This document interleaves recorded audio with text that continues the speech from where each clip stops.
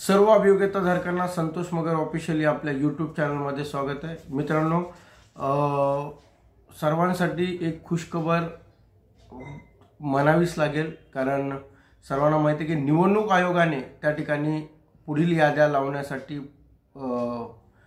परवानगी दिलेली आहे। ज्या जिल्हा परिषदेच्या नियुक्त्या रखडलेल्या होत्या त्या ठिकाणचं प्रत्यक्ष मतदान संपल्यानंतर तिथे नियुक्त्या देण्यास काही हरकत नसल्याची माहिती किंवा परवानगी ही निवडणूक आयोगाने दिलेली आहे। आता 25/2/2024च्या ज्या याद्या लागलेल्या होत्या त्या याद्या अनेक जिल्हा परिषदेने नियुक्त्या दिलेल्या नाही आहेत, परंतु शालेय शिक्षण विभागाने ग्रामविकासकडे विनंती केलेली आहे। ग्रामविकासचे प्रधान सचिव यांच्या माध्यमातून त्या जिल्हा परिषदेच्या मुख्य कार्यकारी अधिकारी यांना त्या ठिकाणी पत्र जाणार आहे आणि त्यांना उर्वरित भरती प्रक्रिया पूर्ण करण्यासाठीचे आदेश त्या ठिकाणी प्रधान सचिवांच्या मार्फत ग्रामविकास दिले जाणार आहेत। आता शालेय शिक्षण विभाग डायरेक्टली आदेश का नाही देऊ शकत, कारण ग्रामविकास विभागाच्या अंतर्गत जिल्हा परिषदच्या शाळा येतात, त्यामुळे ग्रामविकासचे जे प्रधान सचिव आहेत त्यांच्या माध्यमातून आता हे आदेश खाली मुख्य कार्यकारी अधिकारी यांना जातील आणि रखडलेली भरती प्रक्रिया ही मे मध्ये त्या ठिकाणी पूर्ण होईल।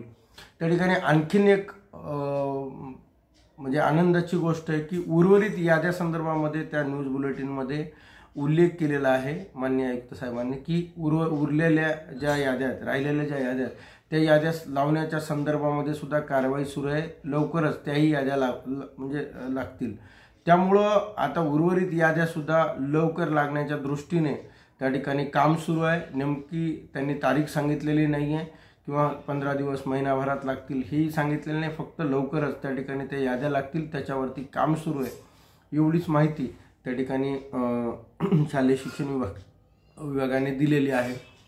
त्यामुळं आता उर्वरित याद्या सुद्धा लागण्याच्या दृष्टीने एक आनंदाची बातमी आपल्याला मिळालेली आहे। मागच्या वेळेस भूकंपग्रस्त प्रकल्पग्रस्त जो त्या ठिकाणी न्यायालयीन प्रक्रिया उद्भवली होती, 17ची भरती प्रक्रिया अजूनही त्या ठिकाणी रेंगाळलेली आहे। ही भरती प्रक्रिया अशा पद्धतीने परत होऊ नये किंवा पुढे परत असे कोर्ट केस होऊ नये या दृष्टिकोनातून माननीय आयुक्त साहेबांनी त्या ठिकाणी पहिलंच एक वाक्य दिलेलं आहे की अशी भरती प्रक्रिया जेणेकरून सर्वांच्या मागण्यांचा विचार त्यामध्ये करून सर्वांना न्याय कसा देता येईल या दृष्टिकोनातून पुढील याद्या त्या ठिकाणी लावल्या जातील। त्यामुळे भूकंपग्रस्त प्रकल्पग्रस्त माजी सैनिक यावरती जे काही निवेदन आलेले त्या निवेदनाचा आणि शासनाचे जे धोरण आहे त्या धोरणाचा विचार करून त्या ठिकाणी पुढील याद्या लावल्या जातील, जेणेकरून भरती प्रक्रियेवरती कुठलीही याचिका यामध्ये पडणार नाही हा दृष्टिकोन ठेवूनच त्या याद्या लावल्या जातील असं माननीय आयुक्त साहेबांनी त्या ठिकाणी सांगितलेलं आहे। मी आता जो उल्लेख केला होता की 2017ची भरती प्रक्रियेचा, तर 2017ची जी भरती प्रक्रिया आहे त्याच्या याद्या 29/11/2023ला लागलेल्या होत्या, परंतु अजूनसुद्धा 2017ची भरती प्रक्रिया त्या ठिकाणी पूर्ण झालेली नाही आहे, ती अजूनही कोर्टामध्ये रेंगाळलेली आहे। या भरती प्रक्रिया आता पुढे कधी होणार, कारण मला वाटतं 150 जवळपास ते मुलं आहेत, त्यामुळं 150 मुलांची अजून भरती प्रक्रिया त्या ठिकाणी अशीच थांबलेली आहे। या ठिकाणी माननीय आयुक्त साहेबांनी तेही उल्लेख केलेला आहे की CA दाखल करून त्यामध्ये लवकरात लवकर जो स्टे आहे तो स्टे उठवण्यासाठीचा प्रयत्न त्यांच्या माध्यमातून होणार आहे।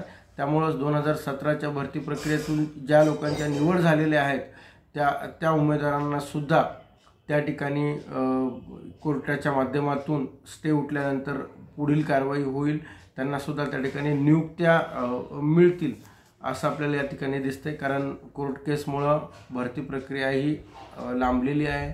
भरती प्रक्रिया 17पासून अजूनही सुरू आहे, त्यामुळं आता कोर्ट काय निर्णय देते किंवा कोर्टाच्या निर्णयावरती पुढील भरती प्रक्रिया त्या ठिकाणी अवलंबून आहे।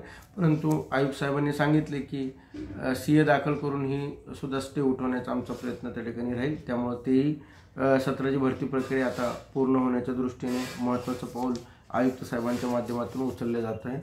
त्यानंतर त्यामध्ये उल्लेखही केला की भरती प्रक्रिया जास्त गुंतागुंतीची होऊ नये किंवा त्यामध्ये वेगवेगळ्या मागण्या आहेत, त्या मागण्यामुळं भरतीमध्ये अडथळा येऊ नये या दृष्टिकोनातूनच पुढील याद्या ह्या लावल्या जातील, जेणेकरून पुन्हा कोर्टामध्ये कोणी जाईल किंवा आणि भरती प्रक्रिया थांबवेल. तर हा दृष्टिकोन ठेवून माननीय आयुक्त साहेबांनी पुढील निर्णय त्या ठिकाणी घेतलेला आहे.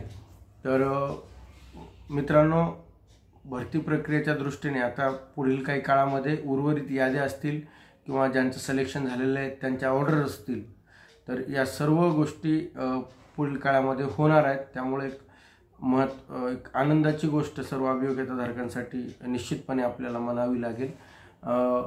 पुढील याद्या केव्हा लागू शकतात या दृष्टीने आपणही थोडीशी माहिती घेऊ आणि ती या पुढच्या व्हिडिओच्या माध्यमातून सांगण्याचा निश्चितपणे प्रयत्न करू. या चॅनलला जर सबस्क्राईब केलं नसेल तर सबस्क्राईब करायला विसरू नका. एवढंच या ठिकाणी सांगतो. धन्यवाद.